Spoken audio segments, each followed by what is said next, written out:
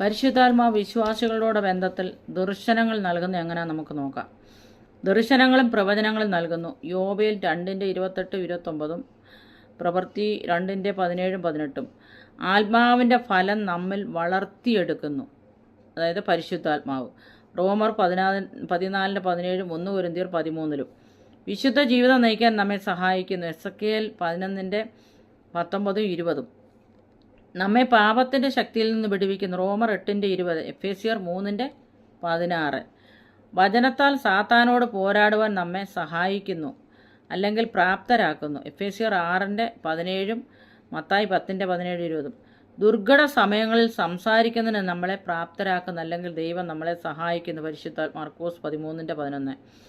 നമുക്ക് ആശ്വാസവും ധൈര്യവും നൽകുന്നു പരിശുദ്ധാത്മാവ്. പ്രവൃത്തി 9:31. ആരാധിക്കുവാൻ നമ്മെ സഹായിക്കുന്നു. യോഹന്നാൻ 8:23-29.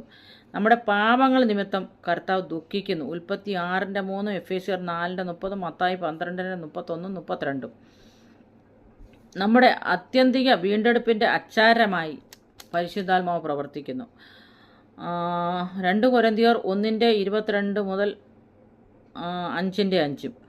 ക്രിസ്തുവിൻ്റെ മടങ്ങി വരുവനായി നമ്മെ വാഞ്ചിക്കുമാറാക്കുന്നു. റോമർ 8:23, വെളിപ്പാട് 20:20. നമ്മുടെ മർത്യ ശരീരങ്ങളെ ജീവിപ്പിക്കുന്നു. റോമർ 8:11.